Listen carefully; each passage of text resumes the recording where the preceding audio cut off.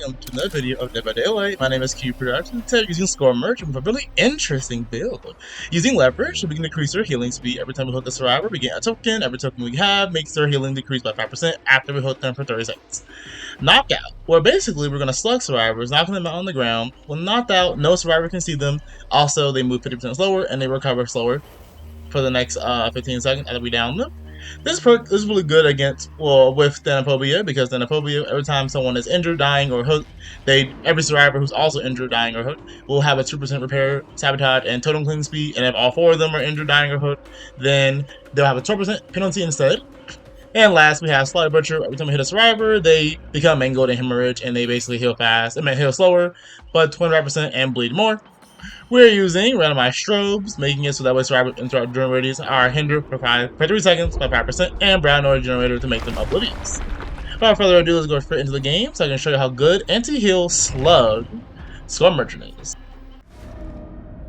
Okay, we're on Bedham Preschool 1. Definitely 100% my least favorite Bedham map of all maps. So with this build, we're basically going to try and injure people as much as possible. And with knockout, we're going to knock them on the ground, allowing us to keep someone on the ground, and hopefully while they're on the ground, Thanaphobia will last longer, because basically when someone's knocked out, is a higher Thanaphobia will be activated, and they'll have to go find the person and take them out. So I expect this person to try and loot this pallet, but instead they just go nowhere. And we found somebody immediately. I did break that wall, of course, so I can make it a little bit easier for me to loot. So I'm chasing this person. They're going inside the main building. I hate the main building in this map, as you know, if I play many games. But luckily, if you get lucky, the pallet on this map won't spawn in a really bad spot. So she decides to put down the pallet even though I wasn't even over there. And we get a quick down. So I'm gonna get rid of her because I have a speed buff thanks to my thanks to her being to the drone. And also I have knockouts, which is on the ground for a long time. That's basically one person not playing the game anymore. So now we're gonna chase this person because they messed up a gen. Also, my drone's not on the gen, so I don't even have to worry about that anymore. So they're at this, they went past the pallet, they went through the window. But there's 2 people, no one saved the girl yet, but I believe that Leon is actually going back towards the girl to save her, because she's inside the drone radius. But I thought he was inside of the drone radius trying to get this gen. So I quickly went towards him, but luckily for us, we still have 1 person on the ground. But he just got up now, but it's fine, because we are now, he's oblivious, and we're uninhabitable. He doesn't know I'm coming. As long as they don't know where I am, it should be a really easy down. But Bedham 1 is just so annoying. It feels like it's like twice as big as the other Bedham maps. But anyway, she's hindered, and she decides to go right towards me. If I had to the best for last, it'd be even better, but it doesn't really matter. I down her, I keep her on the ground, I keep this gen. I'm just gonna ignore her and keep her on the ground, and hopefully we can get some knockout value. So basically at the beginning of the game, I decided to just down people. If I down somebody, there's 1 person on the ground doing nothing. 1 person probably trying to heal the person on the ground. So that's 2 people doing nothing, and only 2 people on gens. That was the plan at first.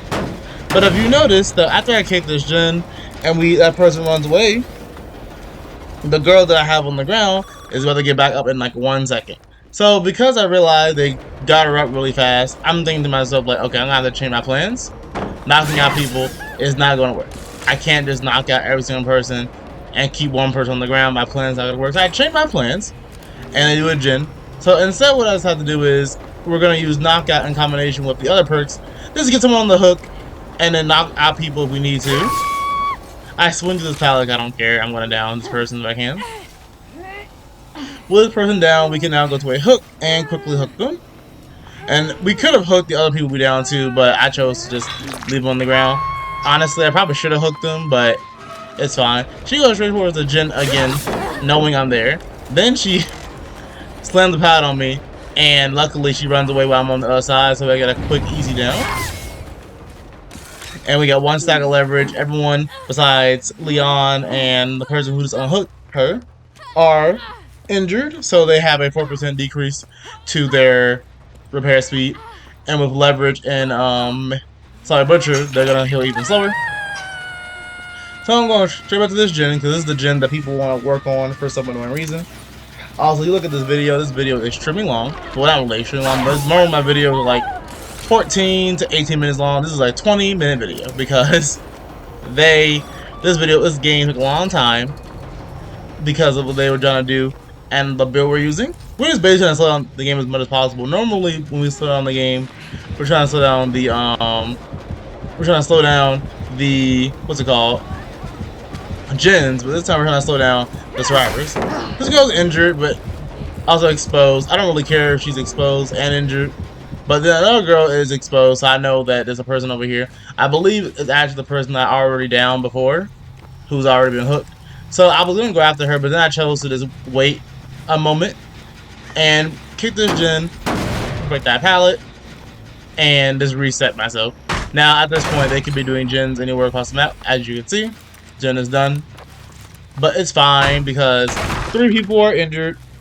All I have to do is injure Leon, and they don't want to heal because Solid Butcher, or if they're gonna try and heal, they're gonna heal slowly. So I put a drone there because I wanted to make sure I had that gen protected, and I realized it might not be protecting it all the way. So I'm going to get rid of the drone later on and probably replace it. But at this moment in time, we're not really doing anything. So I try to find people, but it's kind of hard because there's no one in this gen. I see the blood on the ground, and this Kate decides to come back to the crime scene. I use about 5% hindered, and she gets slowed down. So because of that reason, I'm able to catch her before she can put down that pallet. That's what this add-on is so good. Being able to slow down people is really strong, especially through walls. So there's a second hook. All we have to do is hook her one more time and out the game. But keep that in mind for later on. Another gen gets done. I'm thinking to myself, we are going to lose this game. And then if you look at, we don't have a 3 gen at all. There's no 3 gen in our site. But it doesn't really matter because basically the reason why I like this build a lot compared to my other build that use score merge, like I have a build where I just stop gens, healing, throwing tremors, and dead man switch. That is a really good build. But the reason why this build is so good is because slowing down the healing of survivors sometimes does one of 2 things. It makes them not want to heal because their healing slowed down so much, or it makes them want to heal because they're injured, and because they heal extremely slowly. So this person is going to talk about drone radius.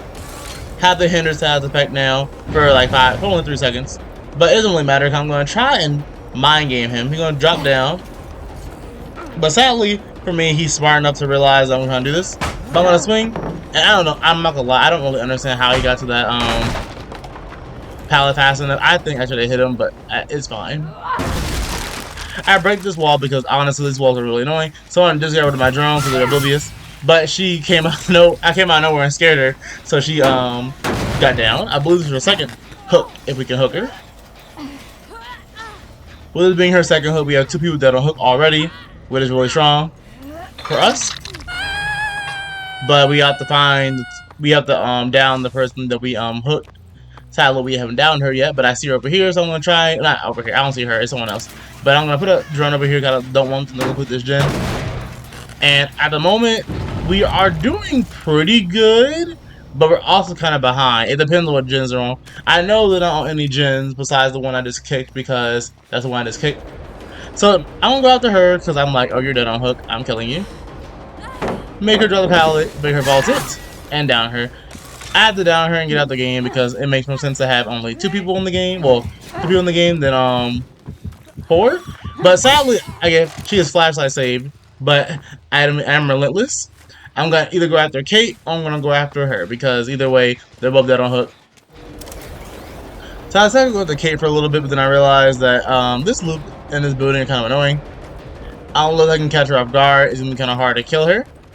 So I see blood on the ground, so I know there's someone over here, and it's, well, it wasn't her actually, but I thought I saw the blood on the ground, but no, I just saw scratch marks. She dropped strike pallet, I don't know why, but she dropped strike pallet. Then I realized she's trying to distract me, so I'm gonna go back and just leave her, because even though I do want to chase this girl and injure her, as you can see that generator is completed, and we have 2 survivors dead on hook, and we have a bad 3 gen, there's no 3 gen in this map right now.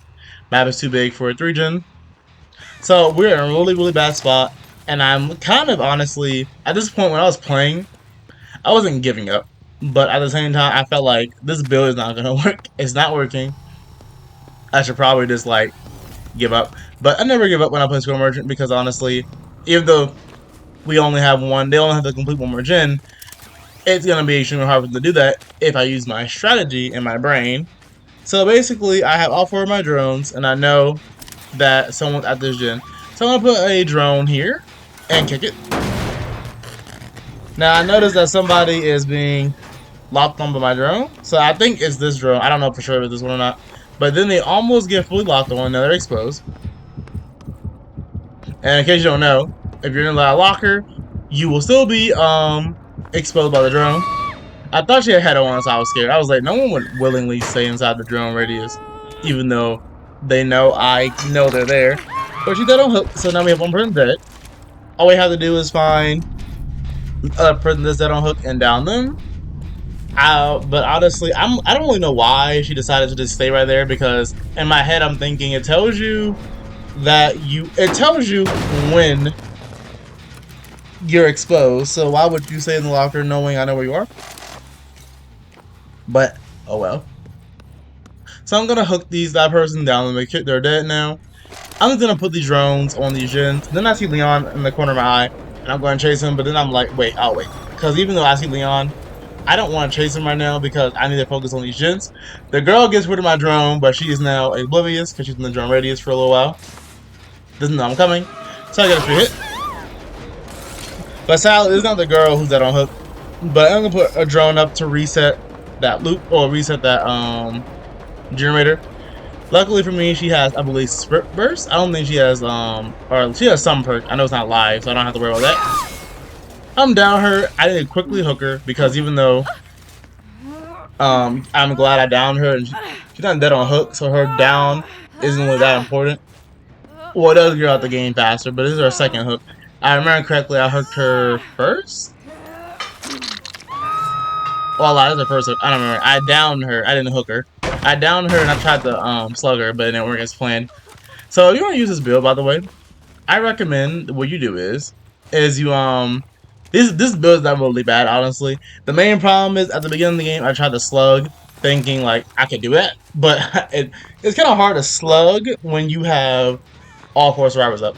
I recommend using this build and slugging near the end of the game. Like for example, if I had one person dead, I can down one person, slug them, or I can down one person and slug them. Because they're on the ground, it's gonna be harder for they can't recover very fast, and the person's gonna have to go after them, but they don't know where they are because of the ability to be blinded by my knockout. So that's really useful for us. But sadly, I know someone's under there. I believe he just went and used his live to go over that loop and get a speed buff. I'm undetectable, so they don't know where I am. But I don't go after her again because I realize that she's injured and it makes more sense to go after her. But then she goes to this really annoying loop, and I hate this building, so I just decided to give up. I'm just going there, get rid of this drone, and try and place it. But for some reason, she runs into me. I don't know what she was doing. I don't know why she did that, but she ran into me, so I get another easy down. And now the game is going in my favor, because even though at the beginning we did terrible, we have 2 people dead on hook now. Well, 2 people, dead on hook now. This girl is about to be hooked for a second time. All we have to do is find the other person. Leon's the only one that's not dead on hook. I don't think I even hooked Leon. I could be wrong about that, but Leon's the only one that I don't really have any hooks on. I'll reset this drone and make sure it's in a better spot. I put it inside this building because I want to make it so it's harder for the survivors to get to it. But I also still wanted to protect the gen. So every gen is protected besides the generator inside the shack, I believe, right now. So I'm going to go after Leon because I haven't got Leon yet. He's going to go a really weird way when it comes to pathing and doing this loop. But I'm going to hit the car because the car hitbox is gigantic. I don't know why I hit that thing. And then I'm going to hit him in the corner, and he basically just screwed himself, if I'm being honest. But now that he gets hit, he has the ability to run to the annoying main building. I hate this building because it's so good. And then, but luckily he already put it on the pallet, so I don't have to worry about that. So instead of going towards the main building, he decides to hide right here because I think he has that perk called Lucky Break, where you don't have any scratch marks or sound when you're running and you're injured. So he tries to heal in the middle of nowhere. I'm like, sir, I literally just saw you run over here. I'm not stupid. So because of that reason, I know exactly where he went, and I'm gonna reactivate all these drones again. Get rid of this one and put it back down so I can reset it. Protect that gen in the bottom. So now because of this reason, we have an actually really good game where basically survivors are unable to do gens because we have a terrible 3-gen. But as Score Merchant, you're able to protect gens really well. With this build, anyone who's injured will stay injured for a longer time. And leverage, honestly, is helping a lot because the more tokens we have, the slower they heal. Now, sadly, everyone's already fully healed, and including Leon. But it doesn't really matter because of the fact that at the same, even though everyone's fully healed, once we hook them and once we injure them, gens will be done even slower and it'll be even easier. This girl, I believe, is oblivious. That's why she didn't know I was coming. But she throws up the pallet and hits me in the face. I'm just gonna reset the drone. I don't really care. One girl is being exposed right now, so I wonder where she is. I have to think about it. Must be in the main building. She then gets rid of my, what's it called, drone, and had a cloud trap on her. So this game is taking a really long time, honestly longer than I expected when I played it. Because at first I was like, well, like I told you, I want to slug, but it's kind of hard to slug when you have 4 people. At this point, I would slug, but first I have to find everyone. I can use my radar, of course, to find where they are. But it's kind of obvious where they are. Like, you got rid of my drone inside the shack, so I know you're in the shack. But sadly, I don't have any more drones, so I can't put a drone up there. I'm just going to kick that gen and worry about that later. I'm going to get rid of this drone and reactivate it. Then I see this girl. I don't know why she's standing there looking at me like I'm not going to kill her. So I try to get her all fully exposed. This is why I did this. But sadly, the timer is going down. But then I make a really ingenious play. I put a drone right here in this loop. Now, a smart survivor would no longer go in this loop knowing they're going to get exposed. A dumb survivor stuns the killer, meaning Score Merchant, and tries to loop her knowing they're going to get exposed. So because of this reason, they have no life, and she's exposed. And that's her death hook. Because I know she's dead on hook, so I'm going to hook her.